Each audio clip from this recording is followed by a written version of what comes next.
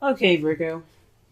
The underlying energy here is the Queen of Swords. The Queen of Swords is a Gemini, Libra, Aquarius. However, the energies of this card speaks of someone that is very good at communicating. She cuts through the truth. She doesn't take bullshit, right? So the energy here is pretty much standing. It's not standing your ground, but it's like you're getting to the point where your truth matters, and where truth is coming up to be very important for you.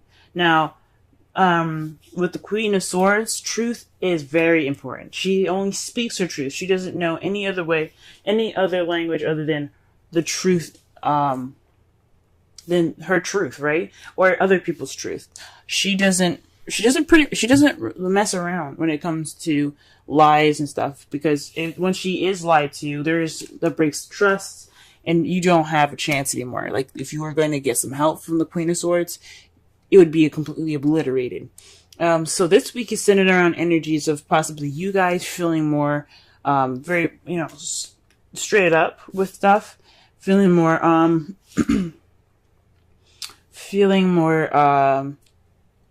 honesty oriented. Possibly this is a more logical and analytical week for you guys, because things are kind of, you're cutting away at the bullshit this week. This is what it's focusing on. This could be somebody that you're dealing with as an air sign as well. Someone that is, very logical than emotional. But it could very well be you guys, just wanting to get to the truth and only the truth. Now,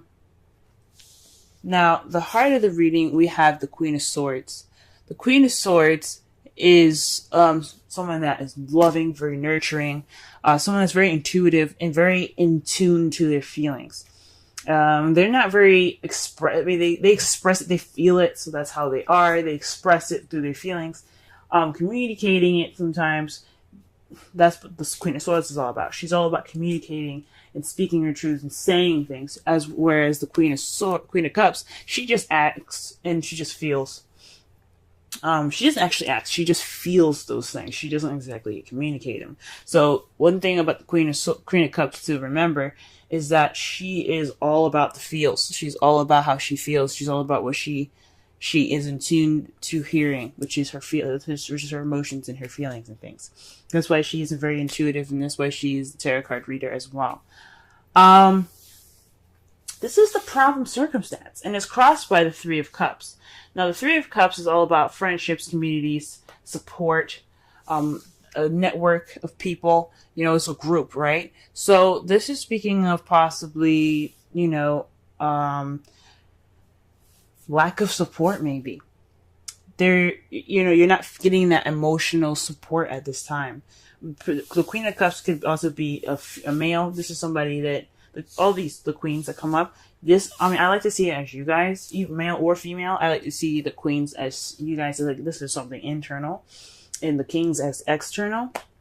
But it is not always the case. A lot of times, the Queen of Cups could be someone that's a Pisces, Cancer, Scorpio that you're interacting with, and they're not providing enough support for you guys, or you guys are feeling like that partner, right? You guys, like I said before, this could be you guys being very much in touch with your feelings, and you guys are just dealing with a lack of support possibly right now. You're not really centered around friends. You're kind of possibly being swallowed up by a group. You're kind of hidden in the shadows. You're not getting that support, right? So that's going on right now. So you guys are not getting that emotional support at this time. The Queen of Cups is also someone that's very romantic as well. So perhaps there isn't any romantic stability, well, not romantic stability, but there isn't any kind of romantic support as well. The advice given for you guys this week is the Empress. The Empress is the manifestation card. She's also the motherhood card, because she is the person that takes care. She's the caretaker. She's nurturing. She's very nurturing. She's very patient, like a parent, like a mother would be. I read this for I think it was Aries, but I'm not 100% sure. I read this for another sign, and I said it's time to have patience, as if you were patience with a mother, as if a mother would have patience. There's one thing very prominent about mothers, that they will, they will be patient with their kids, right? I'm not saying to actually be patient, like with your, like with anybody else, but but be patient with yourself if needed. However, with the rest of this reading, I honestly think this isn't talking about patience. This is talking about manifesting. This is talking about creating. It's starting to create. This is a time for you guys to create something, to manifest and begin something. Okay, she isn't about beginning. She's about, like I said before, giving birth to new ideas, to children, to etc. Right? She is the manifester, because she can just make anything she wants to exist happen. She just gives birth to anything, right? So this is telling me that this is your time to manifest, to give birth to new ideas, to give birth to to the support that you guys want, right? Since that is what you're lacking. But this is the time for you to manifest, to do so, right? This is your opportunity. Go ahead and do so. In the past, you guys had the Tower, so something unexpected came and radically changed your world. The Tower card is it's another universe intervention card, but it's kind of it's definitely not an empty threat here. It's kind of like an ultimatum given by the universe. If you don't do something that you need to do, then that you need to do, then we will help you. We'll help push you in a situation where you have to do the thing that you're supposed to do. It's like, this is the Saturn card. It's kind of like karma here. So Saturn is all about karma and doing what you need to do. He will put your butt in gear. He will make sure you do what you're supposed to do, or he'll help you towards your potential. Most of the time, well, some of the time, it's not in a nice way. Okay. And especially with the cards falling up after this, I don't think it was very nice. Sometimes the Tower can surprise you with something wonderful, right? It could be a wonderful, wonderful surprise because it's unexpected and you don't see it coming. But if it's something that you were supposed to do and you hadn't done it, then it can leave you kind of discombobulated and having to work from the beginning, having to start all over, because as you see here, the people coming out of the Tower, they put a lot of work, and they grew it. They did the work that they needed to do to build the Tower, and then lightning struck, and now they got to start from ground zero. Okay. So that's in the past. So some unexpected change had radically changed your life. In the present, though, you have the Devil. So this is about attachments, addictions, habits, possibly that you feel that you have no control over what you actually do. Because one thing about the Devil here is that the two people sitting on the bottom, they have chains around their necks, but they don't look distressed. They're chilling, drinking, hanging out, right? This one, like the lady here, she can easily get out because her chains are just filled with flowers. So if she wanted to leave, she could just simply stand up, break the vines, and be out, But this is voluntary. This is something that they want to do. They don't care to just hang out with the Devil. With these two people there, this speaks of a voluntary addiction. So it's something that can be broken, but you decide not to. So there could be some habits that are going on that you guys are like having to confront now. Maybe trying to break these addictions at this time. But there's definitely some sort of attachment of some sort that is voluntarily, like this is kind of on you guys at this point, because it's, like I said, this is voluntary. He doesn't make you stay. It's up to you. So for some of you guys, could be like a karmic relationship that you guys are attached to, and those are not so very voluntary. The karmic relationship, is very, very difficult to break out of. Okay. it's kind of pretty much like a deep and innate connection that you feel like you can't break, but in a way it's very weird. It's like you can, but you can't. It's so strange. Some of you guys could be having a connection with someone that is lacking in support, but you have some sort of connection with this person. It could be a Pisces, Cancer, Scorpio, or an air, Gemini, Libra, Aquarius. There could be some sort of connection in that sense, or there could be some habits that you should be breaking at this time, or there's some habits that you kind of went back to, and they're not really helpful. When you have the devil come up in your present, that's just habits that you should let go of. They're not necessarily any habits that you should keep. But however, in your foreseeable future, you do have the devil. Sorry, you do have death. Death is speaking of letting go of the past, like completely, letting it die out, okay? Letting it completely go, letting it just die. So that way you have a new beginning ahead.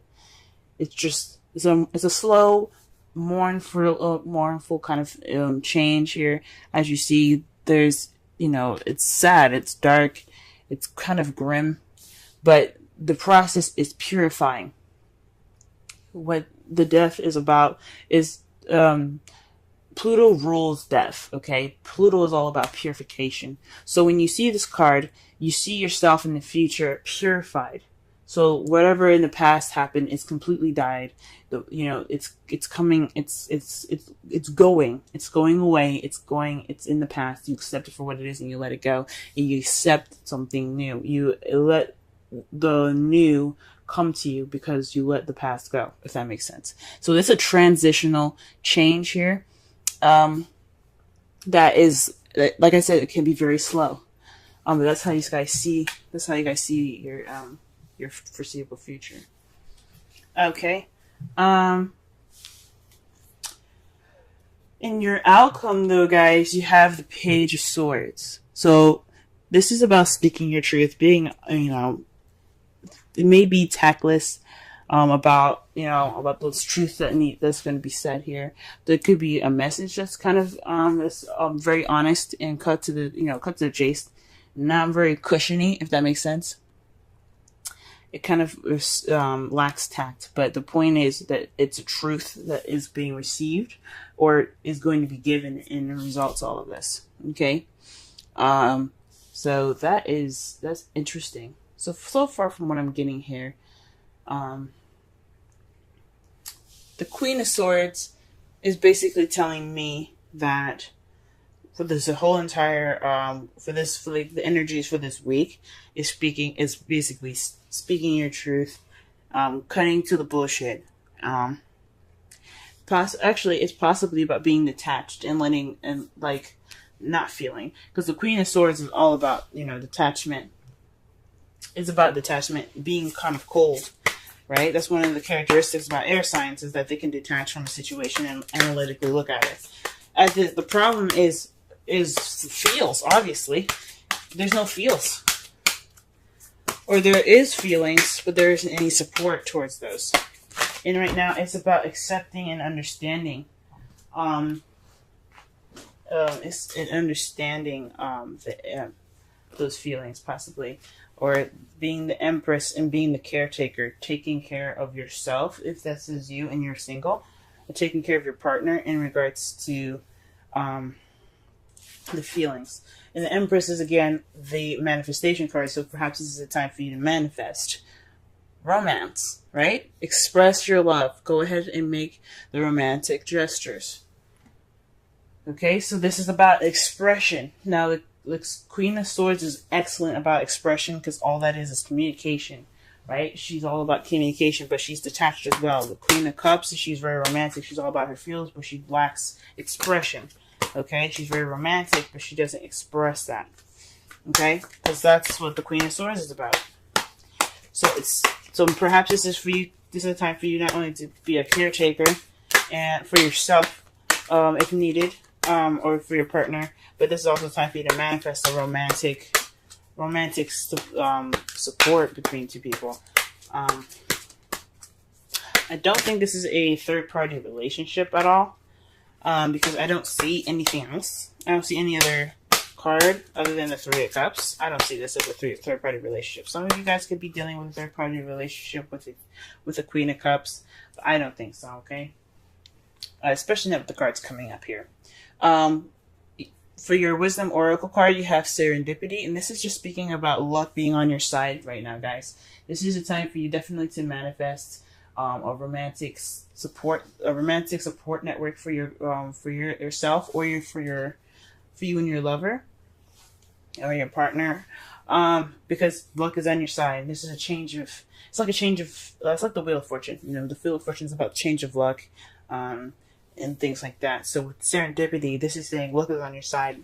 You can do whatever you want to do because luck is on your side. Okay, pretty simple, pretty straightforward. So sum up this whole reading, guys. Express your love. Express how you feel. Don't let those things bottle up inside. Create that network of support for yourself and for your love if you guys have a partner. Okay, work on those bad habits so that way you can transition to a more stable, not to more stable, but to a more transitioning and healthy new beginning. Because after death, there's only can be something new.